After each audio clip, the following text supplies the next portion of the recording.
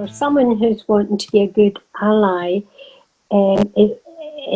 it's nice that they have the want, but they also have to have some knowledge, and they would gain that knowledge by reading deep guidelines on what it means to be a good coordinator, how you can be a good listener.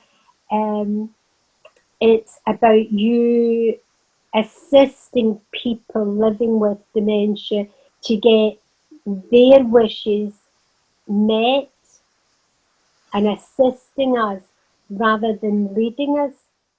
I don't want to be led by the nose. I want to be assisted to drive what I want. I think we all have different views of what an ally is at the moment. An ally at the moment is probably, for me, would be somebody essentially only is invited to the table. It's not somebody that is at the table necessarily. They would have to be invited. Well-intentioned people at times, really well-intentioned people can come, but they actually don't end up as your allies because they don't actually meet, I think, the vision that's perhaps unfolding or being held at a particular time. When they are assisting, that they have a clear idea, not only of what assistance means, but what, say it's a meeting, if it's a meeting they're assisting with to get our voices heard, they have a clear idea that they know to give breaks at certain times, and to get to know the participants and their needs, so that they're very clear in detail, and keeping it short and simple so that people are not overly tired, but using the help cards, you know, like I want to speak, and giving a safe space, creating a safe space that people, whether they're quiet or whether they're used to being in meetings, that everybody's voices are heard. And that is not as easy as it sounds. Having a belief that people with dementia can still do things. Obviously, there's things they can no longer do, but they're capable of things, learning new things, even though it's a bit harder. So it's having somebody that believes in you, somebody that will back you on the way, somebody that's a buddy or a mentor. And again, that builds up the confidence, because most people lose their confidence after a diagnosis, and you need somebody to build it up brick by brick until you reach whatever stage you're going to be at. I think when you get a diagnosis of dementia, you lose, in my opinion, you lose your freedom to be you and your restraint. Whereas being an activist and a campaigner, I felt I was given a license to be free and be Agnes, and that my voice was being heard the first time since my diagnosis of dementia. And today that license to be free is the freedom of choice that everybody has, you know, and you should not be, just because you've got a diagnosis of dementia does not mean that you have to stick with one company of people. You should have a choice and be able to be a member of lots of different groups, and because each group gives different things to you. You can have your campaigning group, and then you can have maybe a group where you've got similar ideas, and you join and you be part of that group, and you can still campaign, but you still need your allies to be able to be a member of every group. And that's why I like the deep network, because it consists of many groups and you can join as many as you like. And that is my freedom to be free. Freedom is wrapped up in some of the thoughts that I guess I have around autonomy and what autonomy means. And I operate that autonomy for me is very much about what I seek to achieve in my life. But it's a rationale that's rooted in my need for autonomy, my need not to have people telling me how to live my life. And that for me is what autonomy is really about. And I think James and Agnes are both brilliant examples of what happens when you, in Agnes' case, get your own personal assistant that works for you. I was looking for something for a couple of hours yesterday. I didn't find it. What I did find was articles I've written in the past, and one of them I read was when you're diagnosed at that time, you lost your human rights. You weren't free to do this or free to do that. And it was a big step to think, I'm still me, I can still do things, I can still influence people. So being free to, because when I was diagnosed, people wouldn't ask you the time off your watch. They just did to you. So you got the freedom to say what you want. You must be free to express your own opinion without worrying about it upsetting or harming them. I don't mean bad things, but just be choices.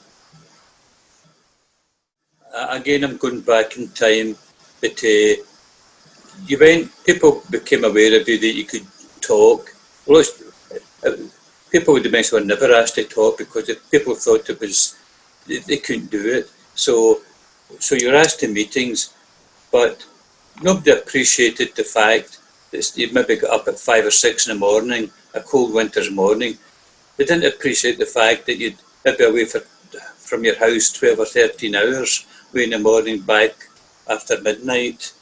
And again, it didn't.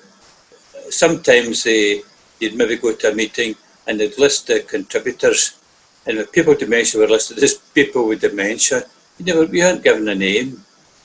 And I found that after meetings, people would just dump you. Once they got you there, you gave your talk, you were thrown out the door, left to make your own way home, and no thought if you could manage it or not, or the trouble that you've gone to attend to them. And again, this is all for nothing, it's all free. And again, quite often I was at meetings, maybe 30 people, everyone was getting a wage to be there. I was getting nothing. So, so only recently people started to appreciate it. So it's good to be appreciated. I went someplace and it'll come back to me.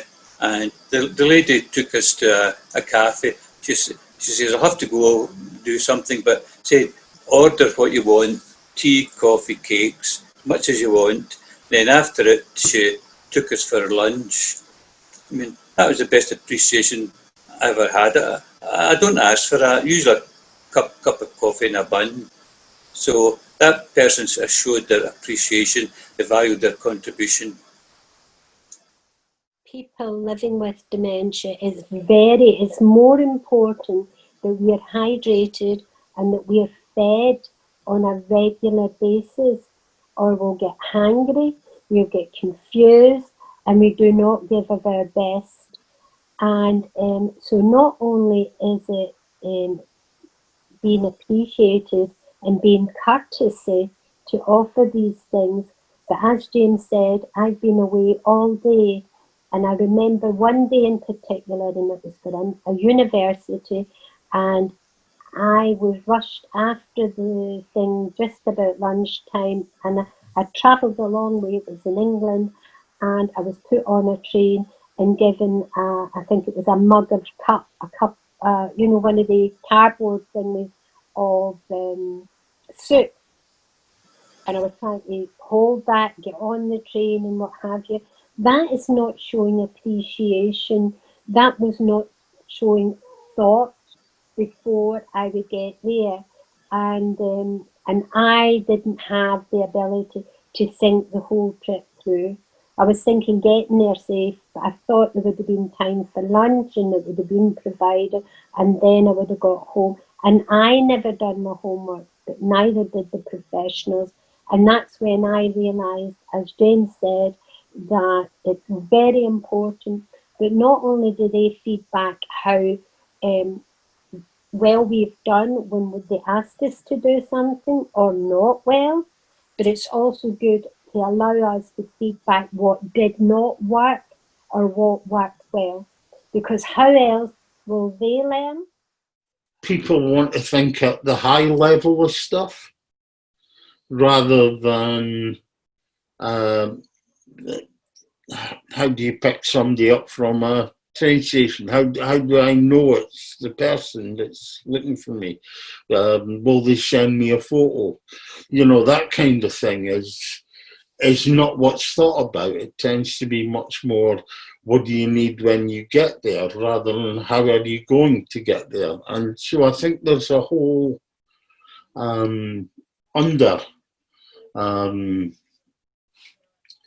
sort of level underneath that high-end stuff that needs to be dealt with to ensure that for the organisers, their event is successful. Because if I arrive totally stressed out, I ain't going to give them my best.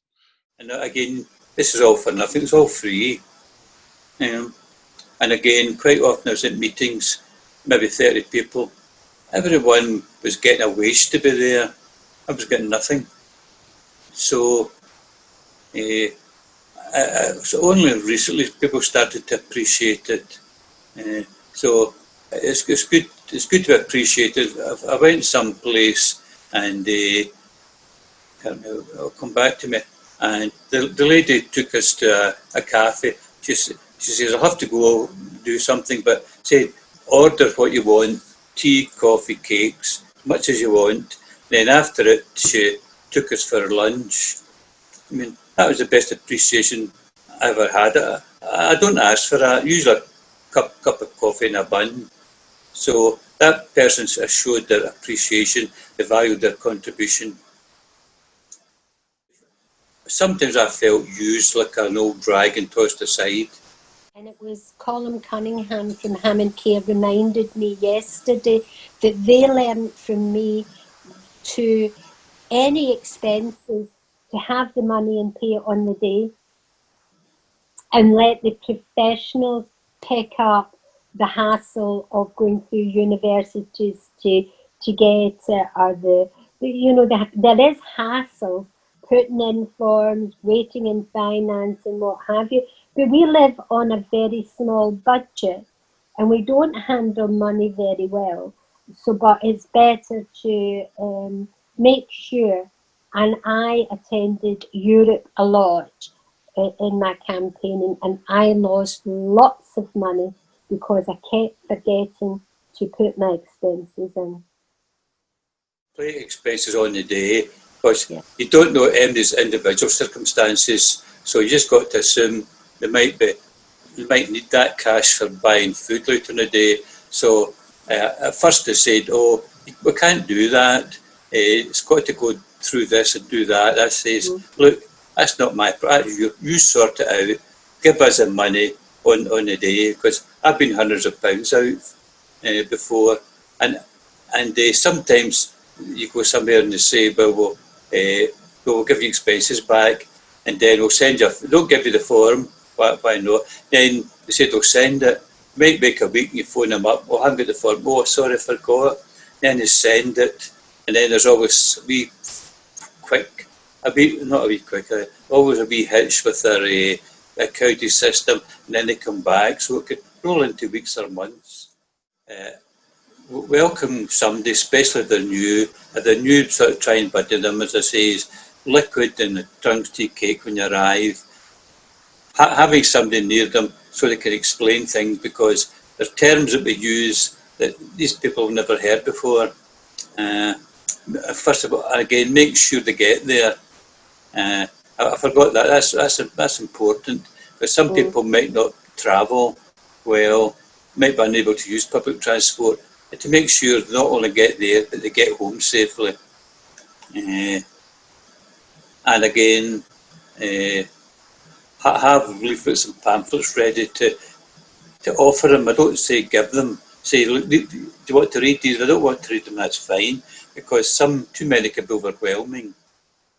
You make your plans and you prepare what you want to do, but a good facilitator is able to read whoever's round the table and be flexible. Some days it's not as easy because people are having a bad day, or they are having different issues, and you need to be able to read. I think a good facilitator will have someone else so that they can say, can you sit beside this person? Can you help?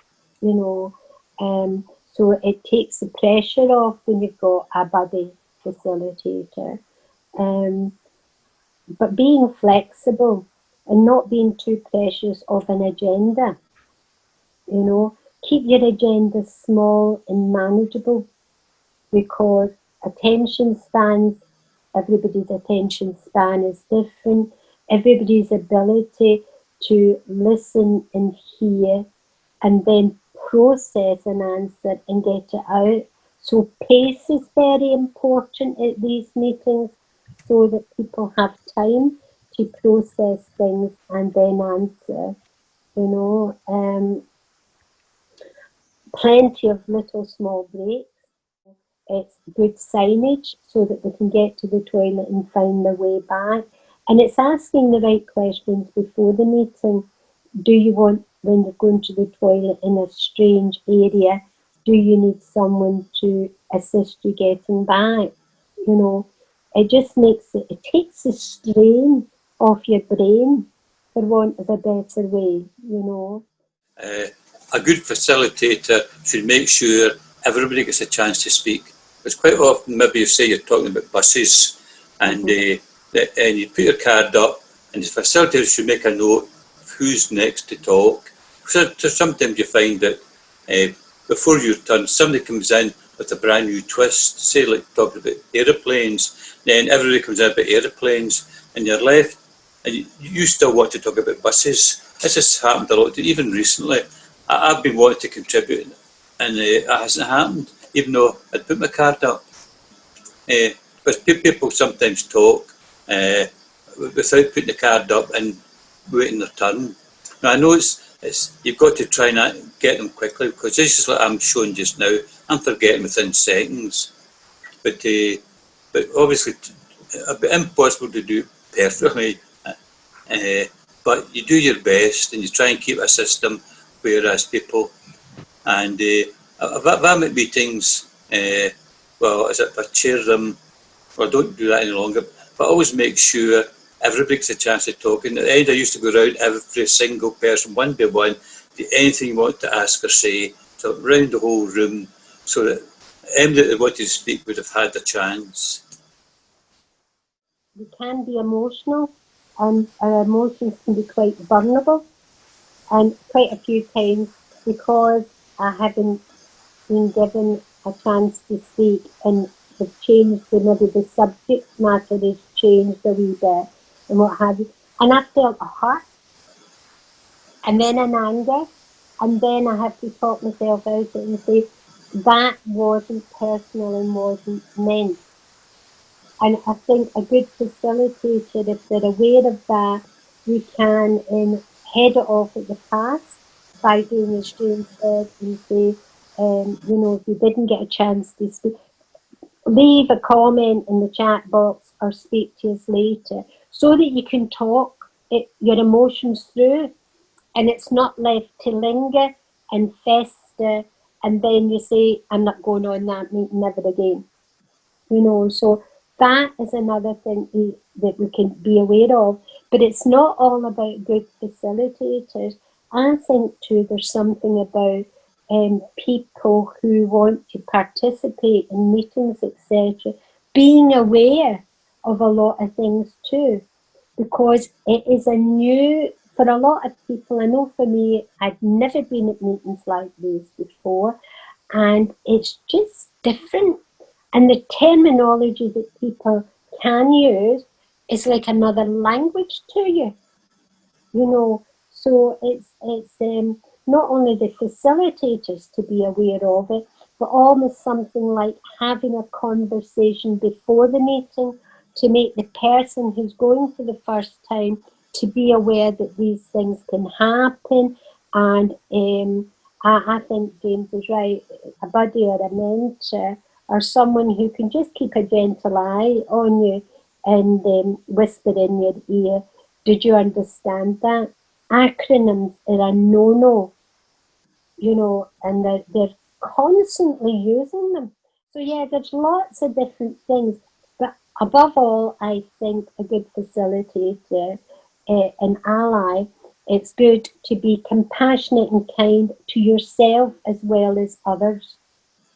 We won't get it all right, and like life, we never get it all right, and it's just seeing that and just trying the best you can. That's all we can hope for.